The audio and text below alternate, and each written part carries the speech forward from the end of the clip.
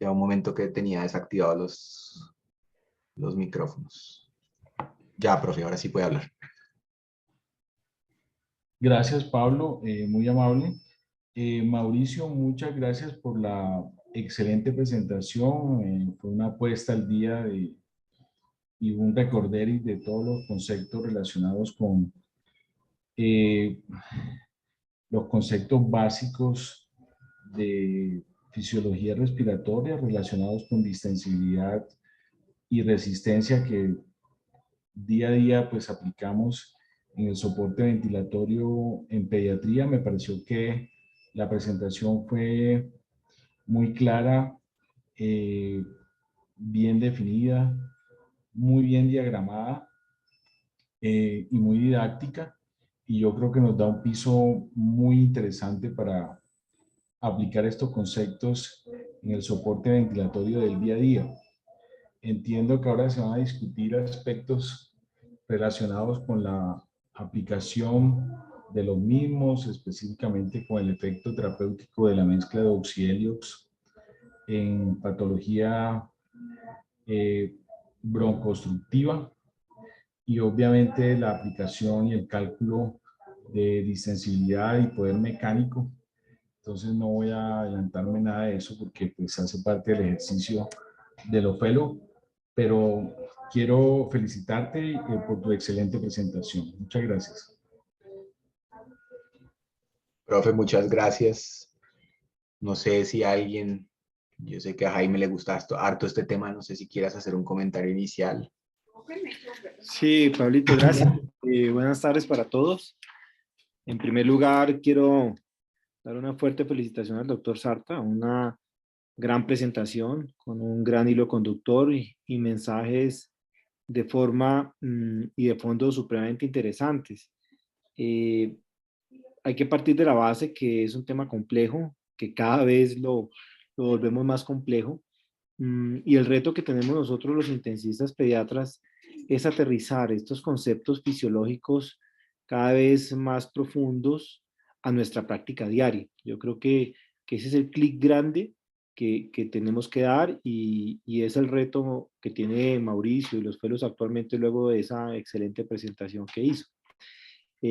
Vale la pena resaltar varios aspectos que creo que en las preguntas del test y del taller se van a desarrollar y que se pueden complementar. Yo tengo un par de preguntas adicionales que quiero que los fellows respondan con respuestas obviamente de fondo, porque el concepto de potencia y poder mecánico realmente no es tan nuevo. Hasta ahora lo estamos aterrizando pues a pediatría, pero muchos creemos que es la forma integral de aproximarse a esa injuria inducida por la ventilación mecánica en la medida en que integra variables de elastancia y resistencia.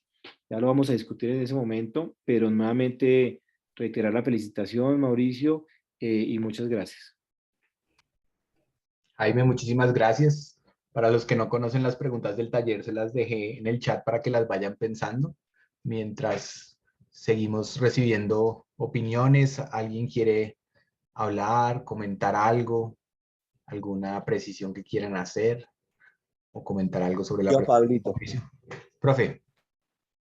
¿Qué más, Pablito? No, pues para felicitar al doctor Sarta, muy buena su exposición de un tema que para mí es de los temas más esenciales en la ventilación mecánica y en el cuidado intensivo. Para mí, el tema de los tiempos constantes que tienen, que están definidos por la distensibilidad y por la resistencia a la vía aérea, es absolutamente fundamental en el manejo de pacientes con pulmones sanos, en el manejo de pacientes con SRA, en manejo de pacientes con compromiso broncoobstructivo.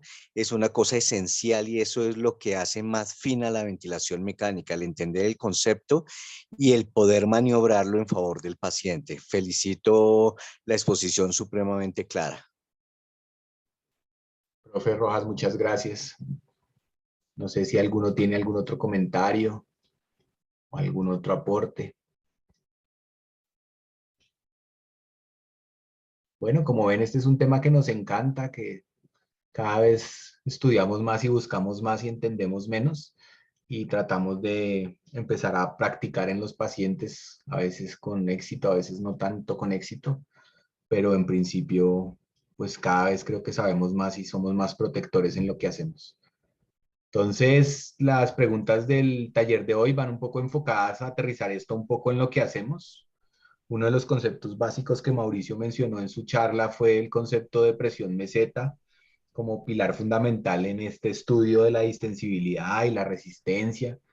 Y una de las grandes preguntas y las grandes controversias que hay en el mundo en general es cómo se debe medir, cómo son los métodos y dónde están las controversias, porque algunos dicen que es de una forma, otros dicen que es otro. No sé quién preparó. Para empezar, Andrea. Sí, buenas tardes para todos. ¿Se escucha? Sí, Andrea, te oímos perfecto. Ok. Bueno, pues lo que yo encontré es que de los métodos que se conocen principalmente para calcularlo, pues es el que realizamos en el ventilador. Entonces, cuando estamos, por ejemplo, ventilando un paciente en un modo ventilatorio controlado por volumen y hacemos una pausa inspiratoria de 2 a 3 segundos y pues miramos una curva de tiempo-presión, podemos observar pues una caída de la presión inmediatamente después del cierre como de la válvula inspiratoria. Durante ese tiempo que hacemos la pausa, pues se da la pausa inspiratoria antes de que la válvula expiratoria se abra, el flujo se detiene y entonces nos permite pues ver el volumen de aire entregado que se mantenga y se distribuya pues homogéneamente en todos los alvéolos, alcanzando como el equilibrio entre las fuerzas viscoelásticas del pulmón, que es ahí pues cuando vamos a calcular la presión plató o presión meseta, que va a equivaler pues a la presión alveolar telinspiratoria, o sea, nos daría como esa presión alveolar telinspiratoria. Yo encontré pues como otro estudio que está publicado, es realizado en adultos en el Critical Care en el 2013, que lo realizó el doctor Rawas. Es un estudio que se realizó en 92 pacientes adultos que tenían pues diagnóstico de insuficiencia respiratoria por diferentes causas. Entonces habían pacientes con antecedente de trauma, habían pacientes con antecedente de cirugías gastrointestinal, habían pacientes con EPOC, con sepsis, los diagnósticos eran variados. Dentro de esos grupos, entonces recogieron en total 92 pacientes que vivieron exactamente pues en dos grupos con diferentes pues modos ventilatorios. De esos pues los dividieron en 4 grupos adicionales. Y lo que él hizo fue evaluar la presión meseta a través de la medición de constantes de tiempo. Entonces, hacían una medición como punto por punto, midiendo como el flujo que se daba expiratorio durante pues el tiempo que se medía. Y hacían unas gráficas para ver pues que se siguiera un patrón lineal y comparaban pues los dos grupos. Un grupo en el que se hacía la medición de la presión meseta a través de pausa inspiratoria como lo hacemos normalmente, y pues el grupo al que se le hacía la medición de la presión meseta a través de la medición de estas constantes de tiempo. Ellos hicieron el cálculo con las constantes de tiempo a través de una fórmula, de una ecuación que sacaron pues de las ecuaciones de distensibilidad y de resistencia, en donde la presión plató la calculaban de el PP más el volumen tidal por la presión media de la vía aérea, menos el volumen tidal por el PP.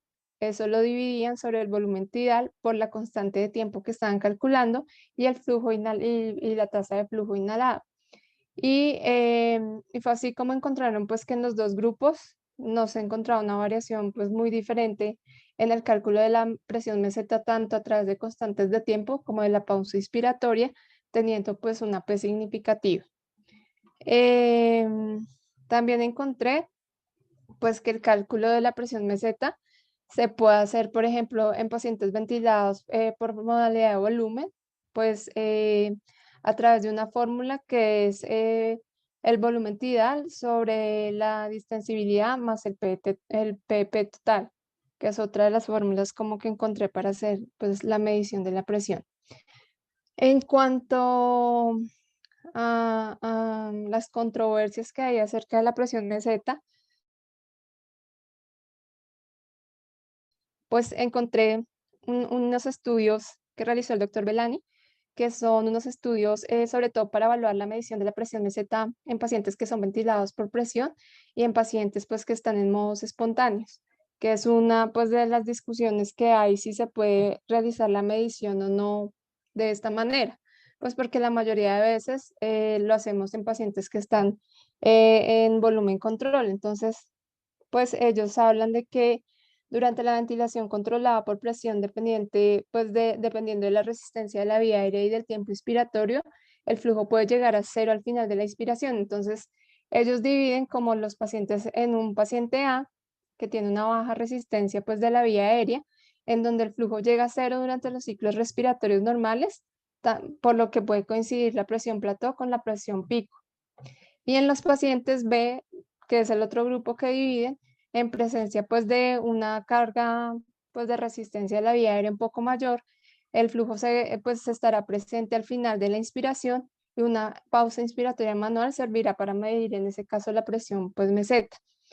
Entonces, en esas condiciones, cuando tenemos una resistencia aumentada, no va a coincidir la presión pico con la presión meseta. Entonces, por eso, pues ellos muestran unas gráficas en donde se ve que sí deberíamos hacer pues esa pausa inspiratoria para poder lograr alcanzar y realizar la medición de la presión plató en los casos de los pacientes ventilados por presión control. Y que no nos deberíamos pues o no nos deberíamos confiar de la presión pico que se establece en esos pacientes.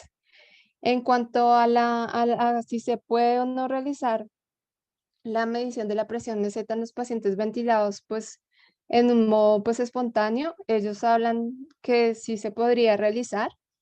Hablan que tal vez una de las maneras que se podía, o pues una de las formas que ellos utilizaron en su estudio fue realizar medición de presión, pues con un catéter esofágico, medición de presión esofágica, también para poder detectar el momento en el que el paciente estaba haciendo esfuerzo inspiratorio y poder medir pues o realizar la pausa inspiratoria y poder hacer la medición de la presión meseta en ese caso, tratando de darse cuenta que la verdadera presión meseta que refleja la entrega del volumen tidal y la contribución adicional, que es como oculta el esfuerzo espontáneo, pues toca estarla valorando. Entonces, por eso sería importante en ese caso de pronto tener un catéter esofágico para poder hacer esa medición.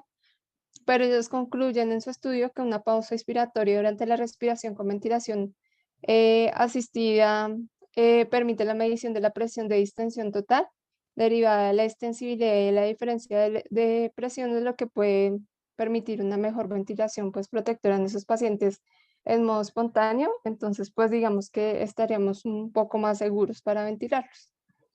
Eso fue como lo que encontré. Andrea, muchas gracias. Bastantes cosas encontraste.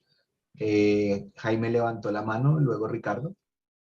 Sí, Pablito, yo quiero, si quiere puede empezar la doctora Andrea, pero le tengo una pregunta a los residentes complementaria. Y es fundamentalmente, doctora Andrea y a los fellows, cuando analizamos la presión meseta, ¿ustedes creen que es una expresión más de el estrés alveolar, el strain, el stretch o el shear, es decir, de las fuerzas de tensión, de deformación, de estiramiento, de rozamiento en ventilación mecánica? La primera pregunta. La segunda pregunta, ¿cuánto es el valor considerado máximo en pediatría? Doctora Andrea, adelante, y si no la complementan los otros residentes. Gracias. Pues de lo que leí, doctor, yo creo que tiene que ver, pues la presión meseta igual tiene que ver con el strain, que es la deformabilidad que uno puede encontrar pues en el tejido pulmonar cuando se está ventilando el paciente, porque lo que tratamos de evitar es que haya una sobredistensión o tener una presión meseta controlada. Lo que leí es que puede estar, lo ideal es que esté por debajo de 30, 35, encontré en otros artículos, o sea, encontré esa variación como entre 30 y 35. Entonces me parece, no leí exactamente que fuera el strain, pero pues en el análisis que hago y leyendo algo de ventilación protectora, creo que el strain y algo que leí como de cambios en ese strain, o sea que hay como Sí, como variabilidad en el strain, entonces eso es como algo que uno puede manejar con la presión meseta. No sé si estoy equivocada de pronto cuando leí el concepto. Sí, exactamente, no, no es el strain. No sé si algún otro residente quiera complementarlo.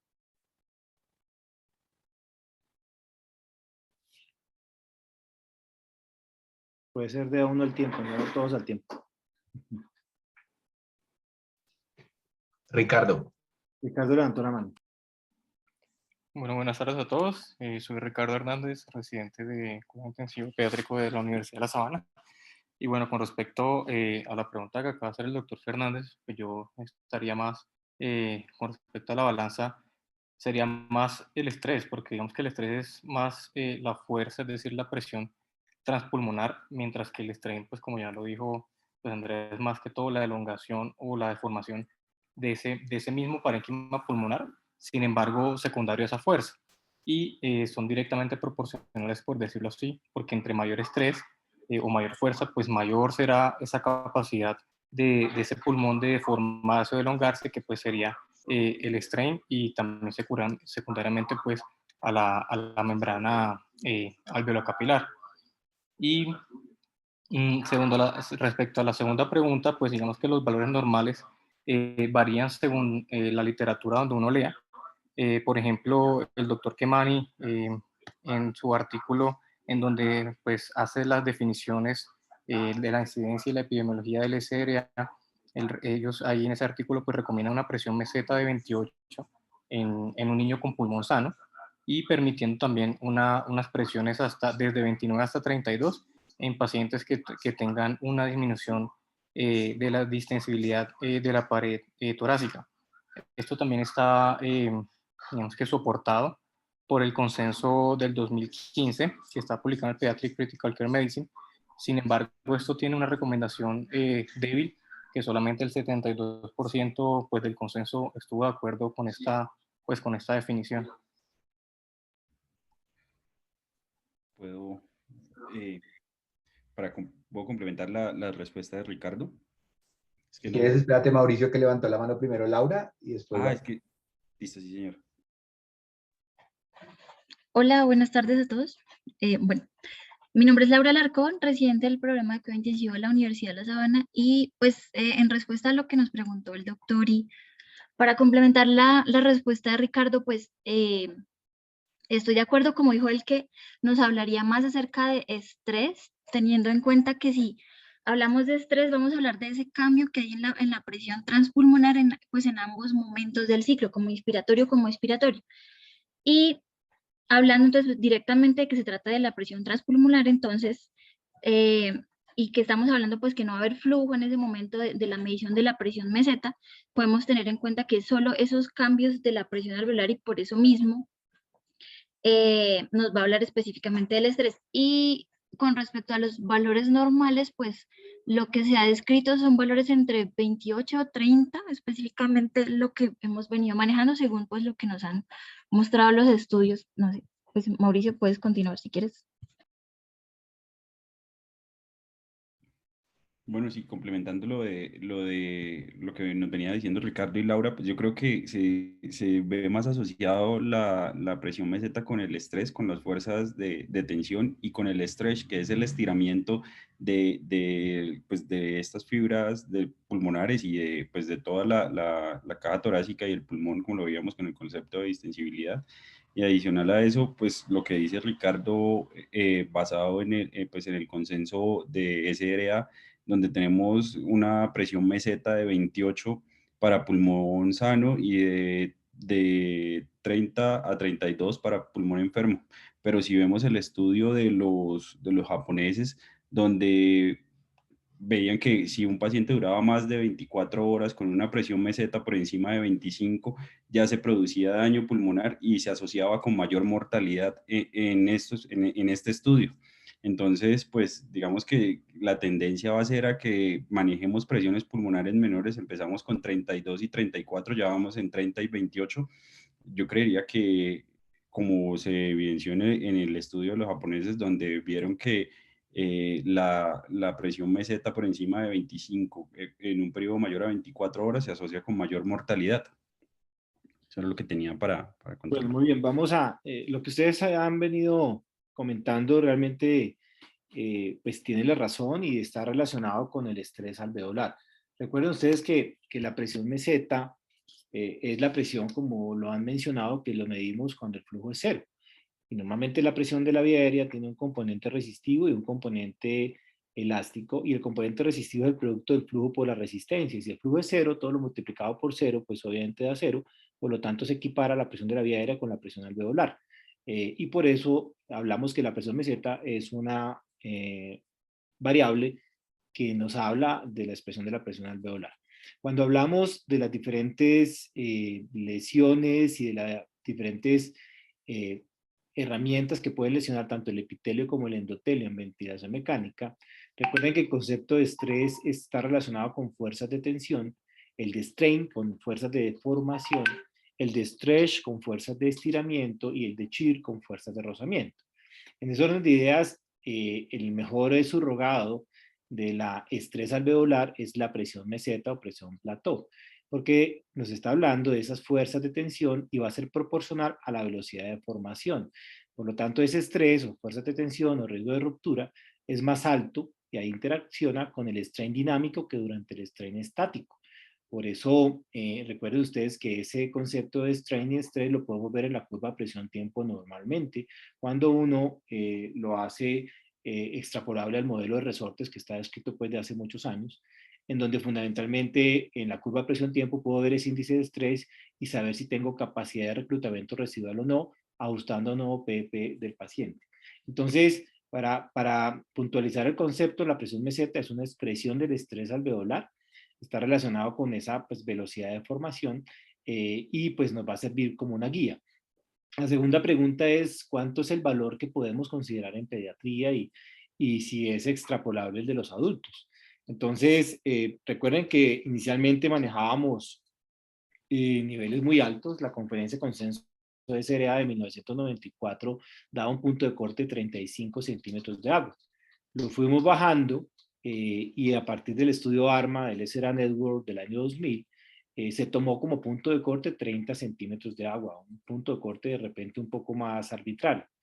Lo que estaba diciendo el doctor Sarta es cierto frente al consenso que tenemos nuestro de SRA, en donde ese límite de presión meseta es de 28 centímetros de agua para aquellos pacientes en general, y cuando tengo compromiso de la extensibilidad, no solamente de la pared torácica, sino pulmonar, el consenso habla que puede ir hasta 32 centímetros de agua. También es una variable, digamos, un poco arbitraria porque no hay estudios que digan que 32 puede ser peor que 34 o que 35, pero en principio 32 es esa cifra que manejamos. Entonces, esa es una de las grandes limitantes que tenía la presión meseta para guiar esa injuria inducida por la ventilación mecánica. Y la otra es la variable que estaba contando el doctor Sarta, y es que históricamente la hemos evaluado como una variable dicotómica, mayor o menor a 32, y realmente muchos creemos que es una variable continua, es decir, yo no puedo esperar que un paciente tenga 32 centímetros de agua el primer día de ventilación mecánica con SRA y la placa blanca, a que tenga 32 al día número 7 o al día número 10, cuando posiblemente estamos en una fase diferente de la enfermedad. Entonces, realmente creemos que debe ser más dinámica. Tenemos que adelantar estudios en donde posiblemente encontremos la mejora debajo de la curva que se relacione con el mejor desenlace, con el desenlace de mortalidad en los diferentes momentos o días de la ventilación mecánica en SRA. Y eso nos toca desarrollarlo pues en niños. Hemos adelantado algo con el trabajo de investigación de la doctora Ana María Bejarano, que pronto pues esperemos compartirles también con algo de presión de conducción en 12 unidades de cuidado intensivo pediátrico en Colombia. Pero en principio, el mensaje es que mientras no tengamos nada diferente, pues nos va a tocar ajustarnos pues a la definición que hace el consenso de 32 centímetros de agua. Y lo importante es lo que les decía, aplicar eso, ese concepto fisiológico sobre su paciente, entendiendo que es una variable dinámica y entendiendo el contexto de lo que está ocurriendo en cada niño. Muchas gracias. Muchas gracias. Creo que el doctor Perdomo quería complementar un poco, va a la idea de Jaime de la variable continua y es, no sé si profe quiere comentarnos. Sí, claro. Buenas tardes a todos. Pues primero agradecer a todos el acompañamiento que hemos tenido en este reinicio del curso. Esperamos que sigamos teniendo esta activa participación de los residentes que están en el programa y de todos los que hemos acompañado este curso desde hace tantos años. Yo sí quisiera señalar que es importante que entendamos que la presión plató normal está muy lejos de los valores de las recomendaciones de los estudios para manejo de síndrome de dificultad respiratoria agudo. Entonces, ¿por qué? Porque nosotros tenemos la oportunidad de manejar muchísimos pacientes con pulmones sanos. Para mí es una preocupación ver cómo esos pulmones en el transcurso de la ventilación se van deteriorando, pero tan solo cuando vemos cambios significativos en las presiones plató y pico es que nos alertamos. Las distensibilidades normales de los mamíferos son significativamente altas, del orden de 1.5 a 2 mililitros por kilogramo de peso por centímetro de agua. Eso permite que nosotros los adultos movamos volúmenes corrientes de 400 a 500 mililitros con unos cambios de presión pleural que eso seguramente no sobrepasan los -4 o -6 centímetros de agua. En los pacientes que están intubados, pues obviamente estas consideraciones cambian. E incluso los pulmones sanos de los niños acostados, intubados, vamos a ver que muy rara vez los encontramos por encima de 1 mililitro por kilogramo de peso por centímetro de agua. Pero este señalamiento lo hago es para que desde el principio los pacientes que ojalá no tengan patología pulmonar significativa, las programaciones de las alarmas sean bastante más exigentes. Seguramente durante el transcurso de las siguientes charlas vamos a ver que uno de los determinantes importantes para tratar de limitar la lesión por ventilación mecánica sea la presión de conducción.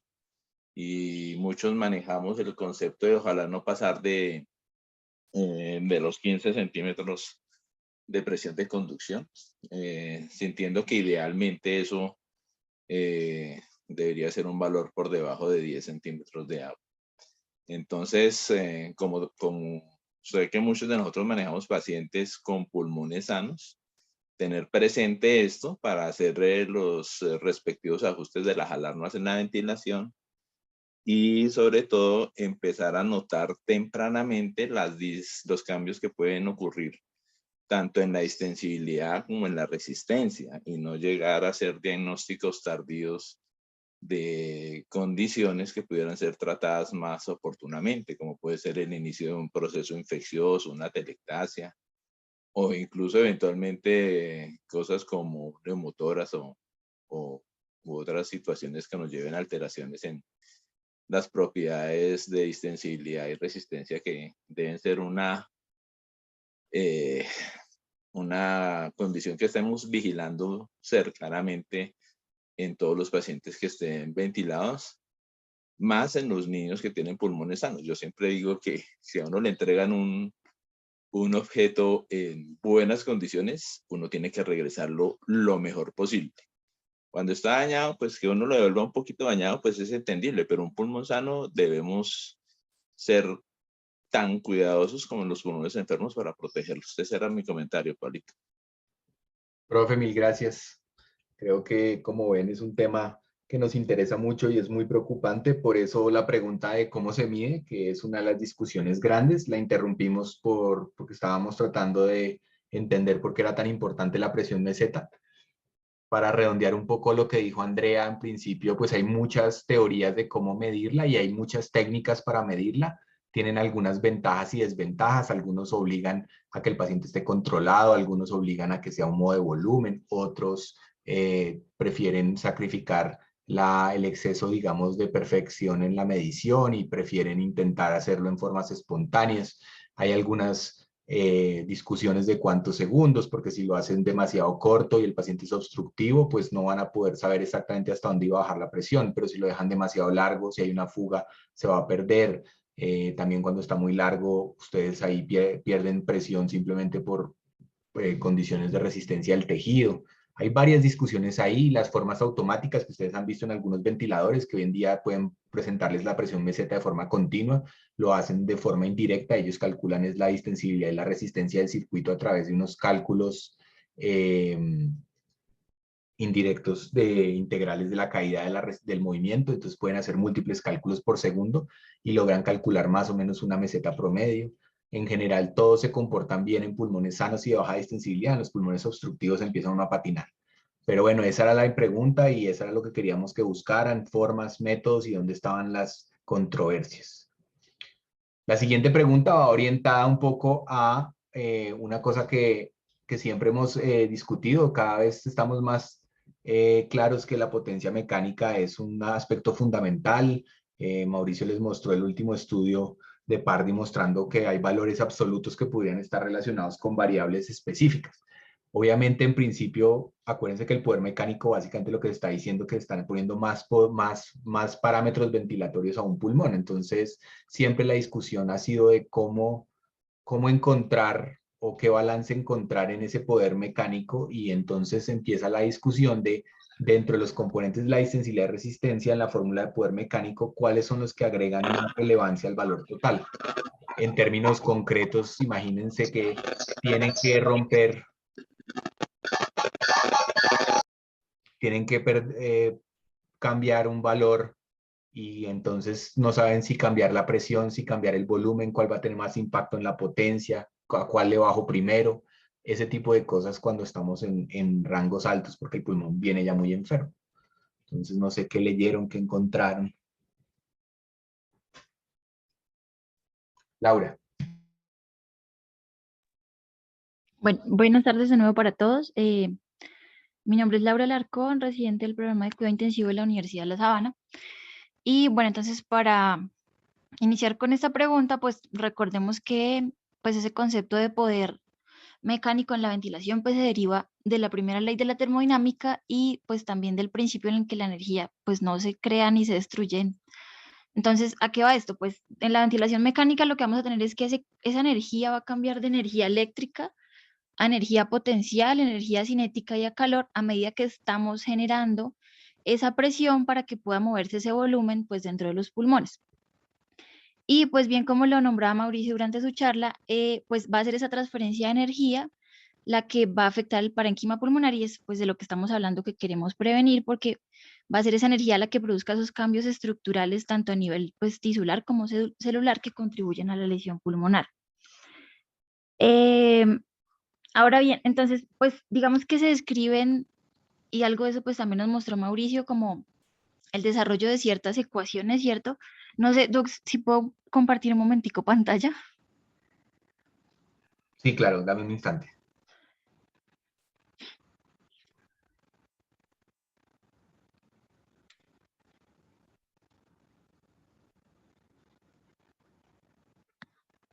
Listo, ya puedes. Listo, voy. Listo, a ver esto. Creo que ya. Sí, Sí, ya ahí estamos. ya está. Bueno, entonces, digamos, esta fue como la descripción inicial que se hizo con respecto al, pues al desarrollo de la ecuación del poder. Y pues acá lo que vemos es que ese poder va a ser igual pues a la multiplicación de, pues, de esa misma potencia por la frecuencia respiratoria. Ahora bien, digamos como ampliando pues definición de la potencia, entonces la mayoría y esa descripción inicial lo que va a hacer es evaluar el cambio del volumen, que lo vemos acá, que está representado por esta integral, el cambio digamos desde el volumen 0 hasta el volumen al cual se le configuró para el paciente, y esto multiplicado pues por la presión en la vía aérea.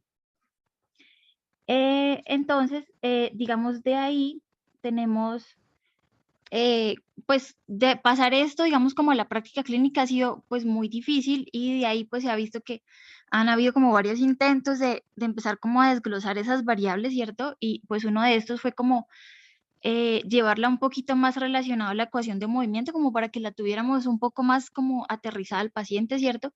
Y esta que le señalo acá, pues es como la descripción que hizo Gattinoni, pues en este trabajo, y acá él nos habla, regálame un segundo. Entonces, lo que nos escribió, pues como que despejó, ¿cierto? Toda la fórmula inicial con respecto a la ecuación de movimiento. Entonces, acá él habla de que ese poder mecánico va a estar, va a ser igual, pues de nuevo, a esa frecuencia respiratoria. Y pues acá, entonces, tiene mucho que ver, pues, el volumen.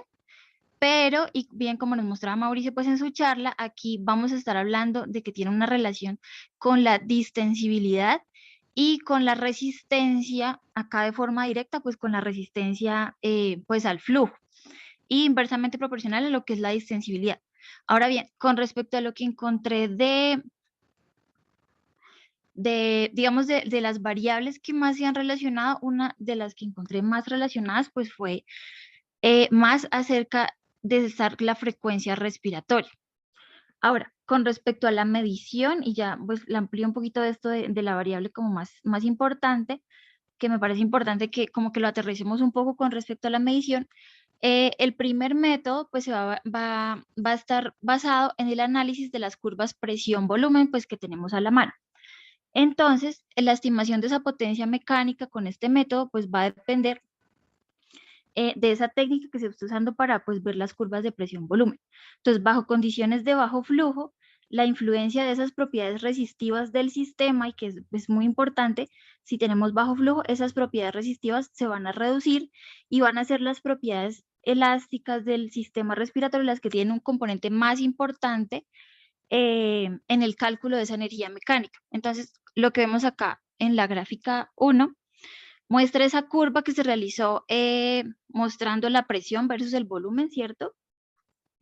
Y el área total del rectángulo que se obtuvo fue multiplicando la diferencia de esos cambios de volumen por la diferencia de esos cambios de presión. Entonces, luego hicieron un cálculo de lo que es el área bajo la curva, ¿cierto? Y se le restó al área total del rectángulo, que es lo que me da el área que está acá como el área blanca. Lo cual, esa área blanca pues va a corresponder específicamente a esa transferencia de energía. Ahora bien, hay que hacer, pues digamos, unos cálculos adicionales para cambiar esos mililitros, centímetros de agua por julios, que es lo que nos interesa para potencia mecánica. Entonces deben transferirse estas unidades, y finalmente ese valor, cuando ya lo tengamos en estas unidades multiplicado por la frecuencia respiratoria, pues nos va a dar la potencia, que como vemos, pues digamos, no es una cosa, digamos, completamente sencilla a mi modo de ver, ni muy aterrizable como todos los días en la práctica clínica. Y de acá es importante resaltar que no, usando este método, no se va a tener en cuenta los valores de PEP del paciente. Entonces, segundo, tenemos otro método para el cálculo de la potencia mecánica, que este sí va a incluir las variables resistivas, es decir, la resistencia que me está generando tanto el tubo como las vías aéreas, y en relación pues con esa variación del volumen pulmonar. La principal ventaja de esta, entonces como los nombraba, esta es un poco más global, ¿cierto? Porque incluye otras variables, y pues nos va a hablar de estas variables, cómo influyen en esa potencia. Entonces, ¿qué es este cálculo que lo vemos acá nuevamente, que es muy parecido como a la descripción original, ¿cierto? Que habíamos visto en la ecuación de Gattinoni, que pues va a tener en cuenta la resistencia, la distensibilidad, la frecuencia respiratoria y los cambios en el PEP. Y finalmente, digamos, de lo que encontré con respecto a los métodos de la medición, el tercer método se va a realizar implementando unas pausas inspiratorias a lo que se llamaron como intratidales entre los volúmenes, pero de nuevo pues este cálculo no va a tener en cuenta el componente resistivo ni el nivel del PEP, entonces pues digamos que deja de un lado estas variables. Entonces en esta ecuación se calcula la energía mecánica demostrando que la presión inspiratoria pico es un importante, digamos, valor, digamos acá como es pues para los cambios de la potencia mecánica, pero también tiene en cuenta los cambios en el volumen tidal. Entonces, el efecto neto de aumentar el nivel del PP va a depender de su capacidad para aumentar el área de superficie pulmonar, lo que disminuye esos movimientos, esas variaciones de la presión y la transferencia de energía mecánica pues del ventilador para el pulmón. Entonces, es esto que, digamos, vemos acá en la parte inferior de la gráfica, digamos, como teniendo de nuevo pues esa gráfica de volumen-presión, y pues sacando estos cálculos matemáticos pues se puede calcular la potencia mecánica.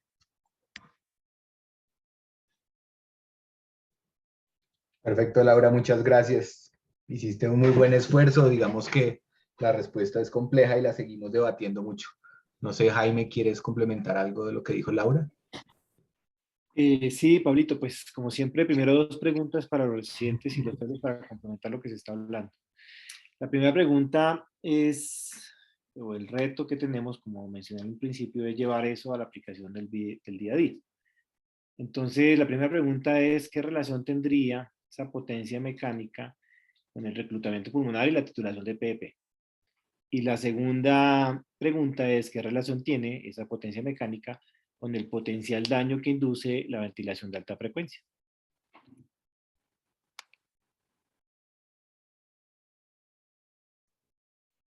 ¿Mario quiere contestar o Vanessa? Profe, buen día, buena tarde, perdón. Mi nombre es Mario Andrés Reyes, residente de primer año de cuidado intensivo de la Universidad Nacional.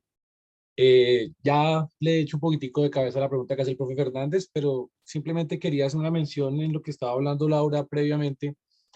No sé hasta qué punto, profe, analizar la potencia mecánica, digamos que de una forma donde trata de articular la parte dinámica de lo que estamos impartiendo al sistema respiratorio, en lo que compete a la ecuación en la parte del producto de la frecuencia respiratoria por el delta de volumen, y tratar de hacer la articulación con la parte estática, que entiendo yo son, digamos que la presión pico y el delta entre la plató y la PEP.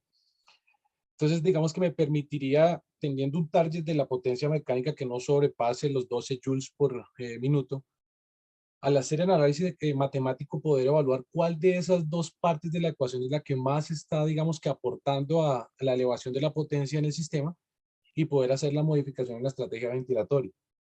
Es decir, digamos que entiendo que los estudios previos habían mostrado que frecuencias respiratorias altas y volúmenes corrientes elevados se habían asociado más a la injuria pulmonar asociada al ventilador. Digamos que yo logro hacer el análisis de que las presiones, por ejemplo, son muy altas en comparación a la parte dinámica, que es la frecuencia respiratoria de los delta de volumen, pues podría ajustar mi estrategia ventilatoria disminuyendo esas presiones. O viceversa, si encuentro que es la parte de la ecuación que compete a la frecuencia respiratoria y al volumen lo que me está aportando más en el producto, podría, digamos, que hacer el ajuste partiendo de la base, como le menciono, de tener una potencia mecánica, una potencia, perdón, más baja de 12 joules por minuto. No sé qué tan equivocado pueda estar en el análisis de, digamos que de ese parámetro de ventilación protector. Bueno, Mario, interesante. Creo que estás respondiendo a la pregunta de Jaime parcialmente sin entender, sin haberla, digamos, ligado a la respuesta. Espera, respondemos la pregunta de Jaime y creo que con eso te va a quedar más claro. Vanessa había levantado la mano primero. ¿Me escuchas? Sí, ahí te oigo. Uy, perdón. Shirley Lamprea, residente de cuidado intensivo de la Universidad de La Sabana. Pues la primera pregunta del profe es sobre el PEP en titulación de la ventilación mecánica. Entonces, cuando uno lee uno de los artículos que Laura presentó en el tercer método de la implementación de la forma de cómo abordar o cómo determinar el poder mecánico, uno de los que ellos hablan es pues, de la implementación de las pausas intertidales. Y ahí en uno de los comentarios que ellos hacen es que ese efecto neto de aumentar pues, los niveles de PEP pues, en términos de resultados de la ventilación depende de la capacidad para aumentar el área de la superficie pulmonar, y que eso terminará disminuyendo la excursión y las presiones tidales y la transferencia pues, de la energía pues, hacia el ventilador. Pues eso respondiendo en parte lo que dice pues, la pregunta pues, del profe.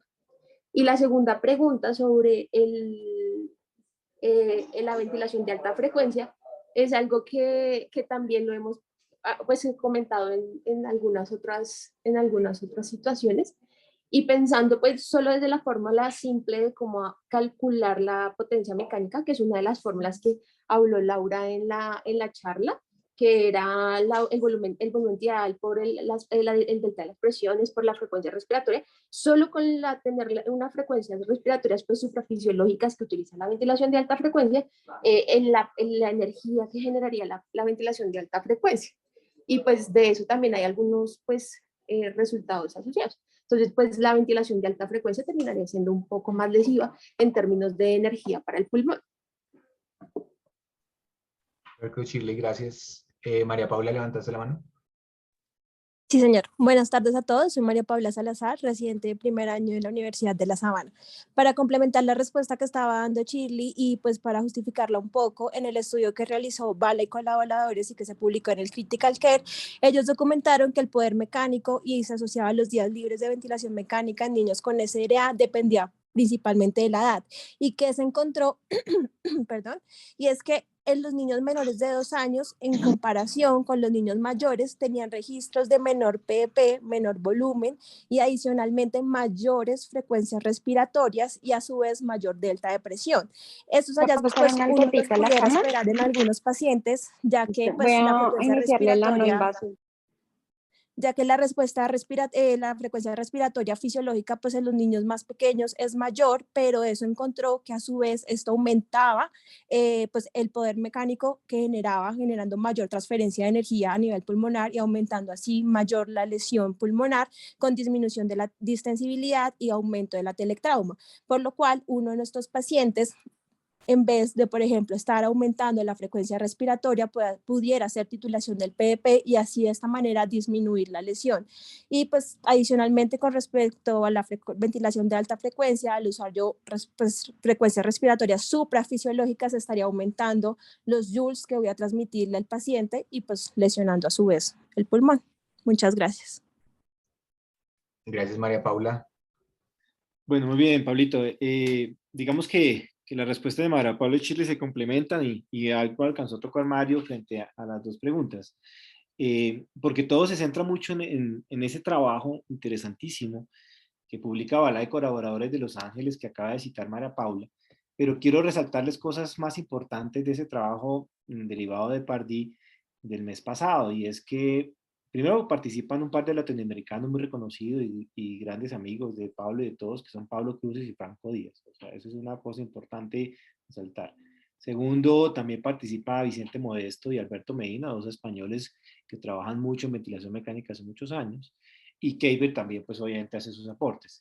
Y se los digo porque es muy importante que este concepto de potencia mecánica cada vez lo vamos a tener más presente, y los nuevos software de los ventiladores mecánicos ya traen el cálculo automático y le van a decir: este paciente tiene una potencia mecánica de 14, 20, 7 joules, y usted tiene que interpretar eso también de forma correcta, y va a ser una variable que vamos a empezar a tener y a jugar con ella para intentar analizarla y aplicarla correctamente en el ventilador mecánico. Yo recuerdo que en una charla cuando celebraron los 10 años del programa del Bosque, nos invitó María Claudia muy amablemente a muchos, hablábamos un poco de este tema y mencionábamos que los ventiladores tenían que tener esa herramienta porque posiblemente es una de las herramientas no solamente más integrales, sino que nos permite analizar cada componente de la ventilación mecánica casi que por separado, pero a la vez integrándolo como un todo. Esa modificación computarizada y matemática de la ecuación de movimiento, como ustedes pues muy bien la han venido mencionando. Y es porque en esa ecuación de movimiento van a multiplicar ustedes cada componente por la frecuencia respiratoria y por la variación del volumen corriente. Normalmente en sujetos sanos, y se ha corroborado en modelos de animales, deberíamos manejar valores por debajo de 12 joules por minuto, y esa potencia mecánica en últimas termina incrementándose exponencialmente, casi 2 veces, con el volumen corriente, con el flujo y con la presión de conducción. Y se incrementa solamente de forma lineal con el PEP 1.4 veces. Entonces, cuando nosotros analizamos esta aproximación integral del concepto de potencia mecánica, va a reafirmar que las estrategias de protección pulmonar en SRA están, digamos, o deben sostenerse basado en el modelo matemático, físico y computarizado del cual se deriva pues la potencia mecánica. De tal manera que esto se vuelve como un constructo que tenemos que aterrizar sobre nuestro día a día, y allá va la respuesta a la primera pregunta que les hacía. digamos, ¿qué relación tendría esa potencia mecánica con la titulación de PEP? Pues bueno, cuando ya esos software los tengamos disponibles, o si ustedes quieren hacer el cálculo manual, pues teóricamente, si ese pulmón se va a reclutar con la aplicación de PEP, la distensibilidad debería mejorar y podríamos usar un delta de presión más bajo para lograr ese mismo volumen corriente. Pero si el pulmón no se recluta, la reducción de la potencia mecánica posiblemente va a requerir un volumen corriente, un volumen minuto más bajo, y tolerar un poco más de hipercapnia permisiva o buscar terapias alternativas que nos permitan mejorar la ventilación alveolar, disminuyendo el espacio muerto fisiológico. Entonces, este concepto de ajustarnos con titulación de PEP a esa potencia mecánica va a ser algo que vamos a empezar a manejar en el día a día, y muy seguramente esto nos va a resaltar esa necesidad que tenemos de entender de manera más sólida y más profunda esa interacción entre las estrategias del manejo del ventilador mecánico y los diferentes estados fisiopatológicos del SRA en los diferentes momentos que estamos nosotros abordando. Entonces es muy importante porque es una herramienta que vamos a tener muy pronto en muchos modelos de ventilador mecánico y que tenemos que aterrizarla. Yo los invito a que ese trabajo de Ovalá y colaboradores lo lean en detalle. Yo creo que tiene pues algunas limitantes y de repente algunos comparten eso, en donde hubo de repente un sobrecontrol de algunas variables. Ustedes leen la parte estadística de ese trabajo, es posiblemente a lo que más se dedican a explicar en la parte de métodos, de materiales y métodos, pero los invito sobre todo a que se lean con calma la discusión, porque es un análisis muy interesante y muy profundo del rol que tiene la potencia mecánica y cómo en un momento dado podemos nosotros, esa energía que estamos transmitiendo, pues empezar a controlarla y ayudar a titular el PEP. Esa es como la respuesta, pues, o complementando la respuesta a la primera pregunta. Y a la segunda, pues claramente, ustedes saben que con el tema de la ventilación de alta frecuencia, de repente, cuando uno ve una línea en el tiempo, es muy utilizada y no hay dudas en neonatos, tenemos dudas en pediatría y definitivamente no la usan los adultos. Y posiblemente eso es un ejemplo más de que los niños no son adultos pequeños y que la fisiología cambia, pero que posiblemente si esa ventilación de alta frecuencia no es utilizada de forma correcta, no es, digamos, manejada cada uno de sus componentes de forma individual, toda la energía que está transmitiendo ese ventilador de alta frecuencia al pulmón va a tener que multiplicarla por la frecuencia respiratoria. Entonces no van a ser 18, 20, 25 lesiones por minuto, sino 600 veces o 600 lesiones por minuto. Y es allí donde se puede magnificar la lesión que inducida por la ventilación mecánica. Entonces creo que ese es uno de los puntos más importantes para hacer ventilación de alta frecuencia protectora, al igual que la convencional, y claramente cuando salgan el par de ensayos clínicos en curso y el PROSPECT, que es el otro trabajo en donde vamos a participar algunos centros más avanzados que incluye ECMO, pues posiblemente vamos a aclarar ese rol de la ventilación de alta frecuencia allí. Entonces, esa era como la respuesta a las dos preguntas, y bueno, muchas gracias, Pablito. Jaime, muchas gracias.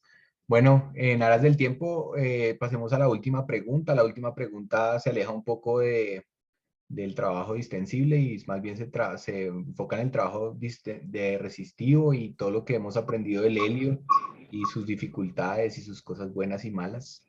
Stephanie. Hola, buenas tardes. Stephanie Flores, residente de cuidado intensivo de Sabana. Bueno, empezamos entonces comentando que el helio se introdujo en el área de la medicina alrededor de 1930 a través del doctor Alban Barak. Él ya para esa época demostró con claridad que el helio combinado con el oxígeno mejoraba de forma significativa el flujo de aire en pacientes con obstrucción de vía aérea superior e inferior. Recordemos pues que el helio como tal es un gas que es noble, que es inerte y que tiene una densidad mucho más baja en comparación con el nitrógeno, que usualmente pues se le compone del aire inspirado estándar.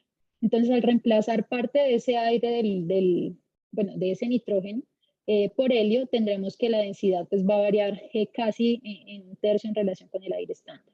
Esa va a ser entonces la principal propiedad física que determina el principal potencial que tiene el uso del heliox en el manejo de pacientes con obstrucción de la vía aérea. Entonces, al inspirar heliox en lugar de la mezcla estándar de aire-oxígeno, ese flujo a través de la vía aérea va a ser menos turbulento, lo que va a generar pues de forma directa una menor resistencia al flujo de aire y por ende pues un menor trabajo respiratorio.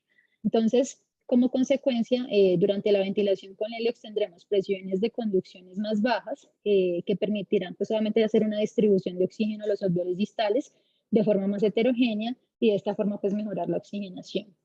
Todo lo anteriormente mencionado se va a basar en la capacidad que tiene pues, el heliox de modificar el umbral en el que el flujo del gas cambia de turbulento pues, a flujo laminar, y esto pues digamos que tiene como explicación física aplicable a través de la fórmula del número de Reynolds, que se calcula pues teniendo en cuenta la densidad y la velocidad del fluido, así como la longitud pues, de los patrones del flujo y de la viscosidad.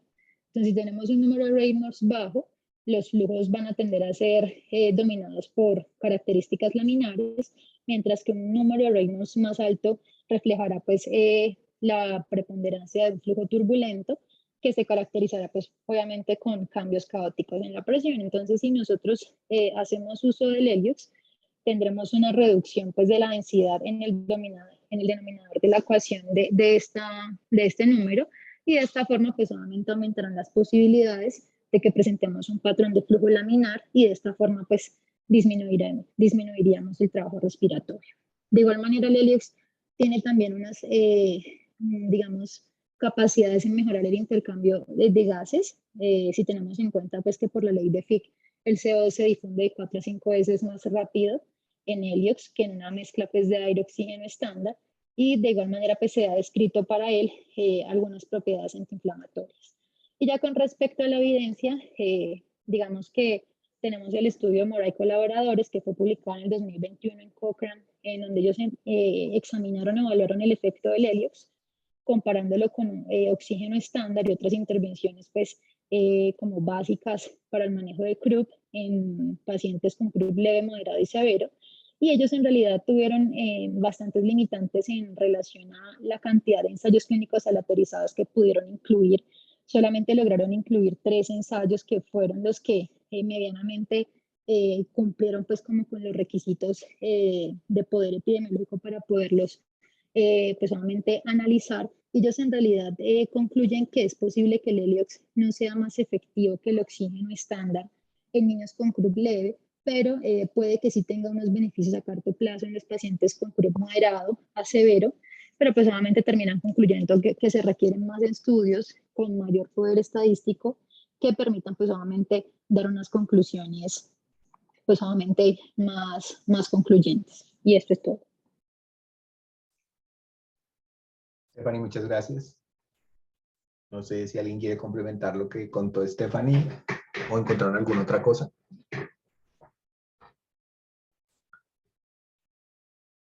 Bueno, pues Jaime, ya me parecía. Bueno, Pablito, ya empezamos el primera del año intensos, disculpas. Mil disculpas. Una pregunta para los fellows, porque se está hablando del papel del heliox digamos, en lo que clásicamente se ha hablado en Cochrane para CRUB.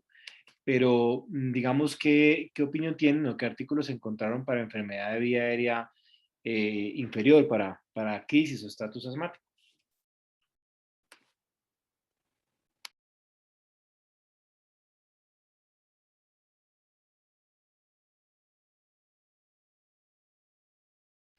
Bueno, en aras del tiempo y de toda la mano levantada, les voy a responder. No sé si este chat deja compartir paper, no sé. Sí, sí, te deja compartir documentos. Ah, bueno, espérate un segundo. Les voy a dejar acá un paper que fue publicado recientemente, o mientras tanto, Chile, si quieres, comentan mientras ya les comparto el paper. ¿Dónde están los motivos? Ya. Yo encontré un estudio del 2015 del heliox en bronquiolitis, en niños con bronquiolitis, una revisión de Cochrane también, donde ellos hablan que la adición del heliox podría reducir la dificultad respiratoria pues, en esos pacientes, que podría ser beneficioso en algunos pacientes y que podría reducir la duración del tratamiento con CPAP, pero que pues, requieren más estudios. Encontré otros estudios en neonatos, que de pronto, hablando un poquito más de papel de vía aérea inferior, siempre les hablo de neonatos. un poquito más de vía aérea inferior, y ellos sí no encontraron diferencias significativas en el uso de Heliox en esos pacientes que tenían dificultad respiratoria del pretérmino, que sería enfermedad de vía aérea inferior. Que no disminuía la incidencia de intubación, que no disminuía la incidencia de complicaciones, ni mejoraba los desenlaces, y que se requerían más estudios.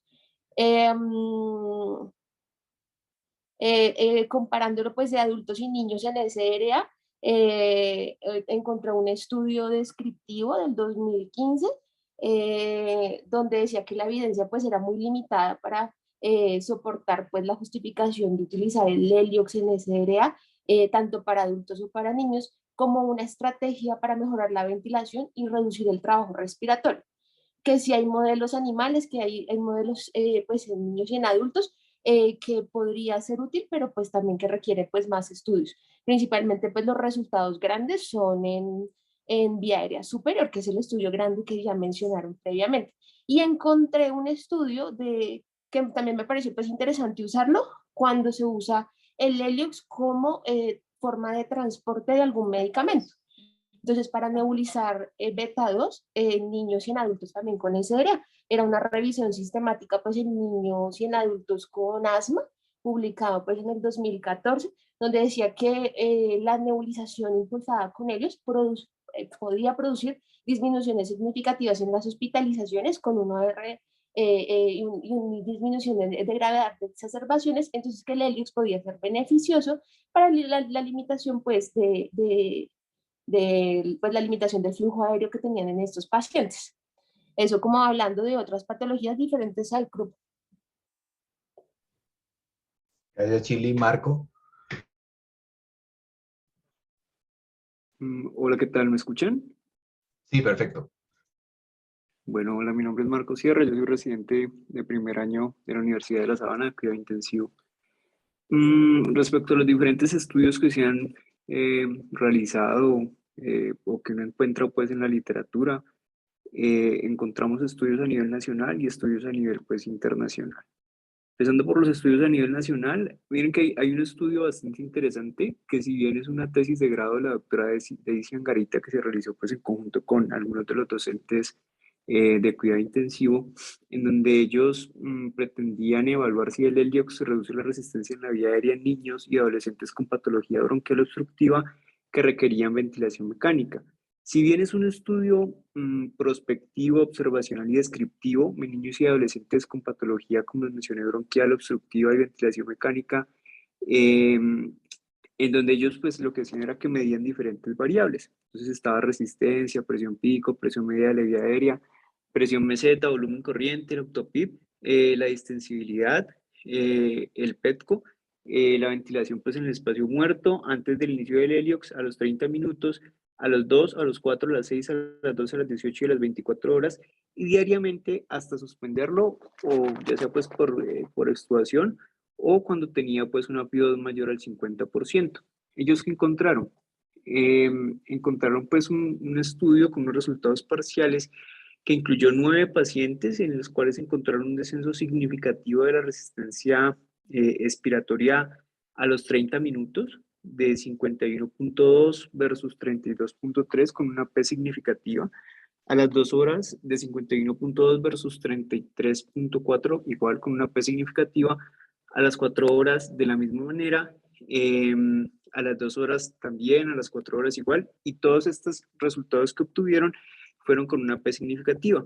Ellos lo que encuentran es que se observa una tendencia también adicional del PETCO, pero esta reducción sí no fue significativa. Ellos finalmente que concluyen que la ventilación mecánica con Heliox en niños con patología bronquial obstructiva dice que parece ser que reduce de manera significativa la resistencia de la vía aérea, con una tendencia al descenso de la presión al final pues, del CO2. Ya estudios pues a nivel internacional, y así pues como un poquito más como de peso y realizados pues por algunos colaboradores también de peso. Está un estudio realizado en el 2009 por el doctor Martín Neiber y colaboradores, de ellos pretendían pues También en el estudio, fue un estudio prospectivo, cruzado, y ellos pretendían determinar los efectos de la ventilación mecánica con heliox en una proporción 60-40 versus un gas convencional, y pretendían ver esa resistencia del sistema respiratorio, el atrapamiento de aire y esa remoción pues, de CO2. Perdón, ellos lo que hacen es que escriben unos niños con ventilación mecánica, sedados, relajados, que tenían pues un virus sincitial respiratorio positivo, que fue comprobado en las primeras 24 horas de la unidad que ingresan pues en la unidad de cuidado intensivo. Ellos evaluaron pues también diferentes parámetros en la ventilación mecánica, en los cuales incluía la distensibilidad, la resistencia del sistema respiratorio, el índice de flujo respiratorio máximo. Pues esas mediciones lo que se hacen es que se midieron pues en diferentes tiempos. A los 30 minutos lo hacen después de haber iniciado la ventilación con heliox, hacen una comparación después de 30 minutos de ventilación con nitrox y nuevamente después de los 30 minutos de ventilación con heliox. Y lo que hacen es que miden esos índices pues, de intercambio de gases, y lo que hacen es que lo calculan pues, en cada intervalo. Ellos finalmente lo que encuentran es que, bueno, y lo que hacen adicional a eso es que hacen una medición con una impedanciotomografía eléctrica en cada intervalo que les mencioné. Lo que hacen es que, o lo que encuentran es que la ventilación mecánica con heliox disminuyó significativamente la resistencia del sistema respiratorio, pero no se acompañó de una mejor eliminación de CO2.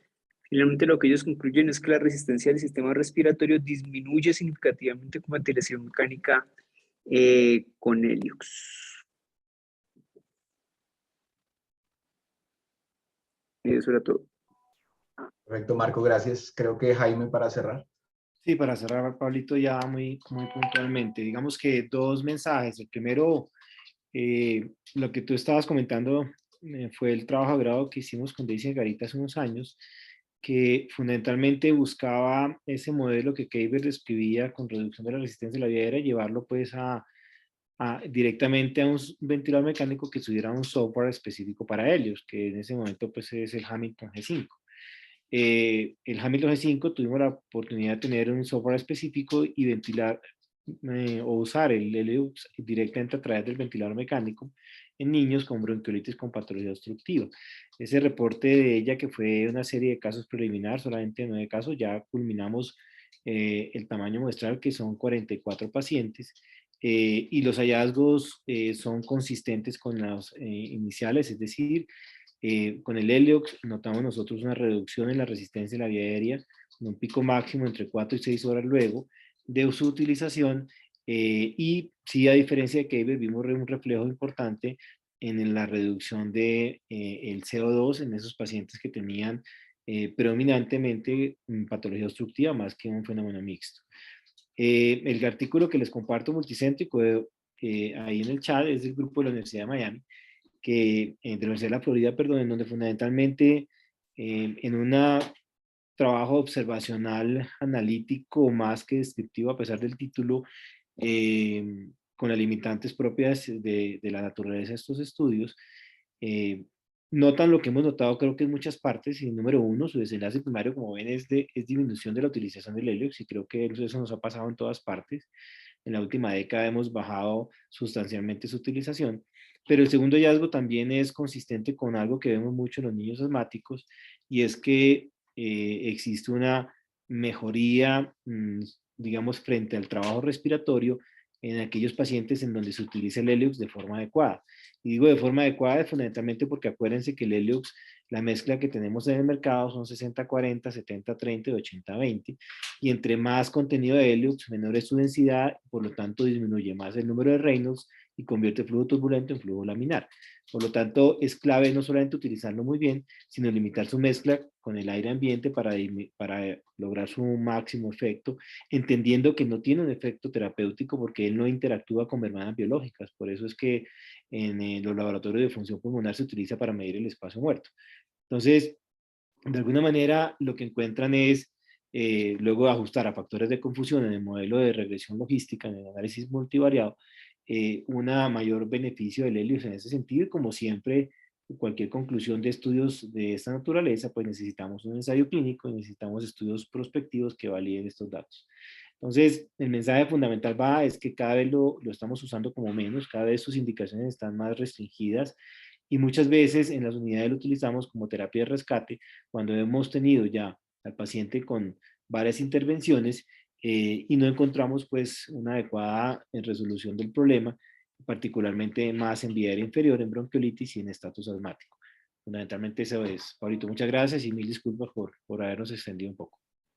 No, muy interesante. Creo que el hecho de que todos los participantes sigan aquí quiere decir que ha sido muy bien recibido el taller. Entonces, pues les agradezco haberse quedado hasta tarde. Nos vemos en 8 días. En 8 días vamos a revisar la parte del control neurológico de la respiración a cargo de Ricardo. Yo sé que les va a gustar.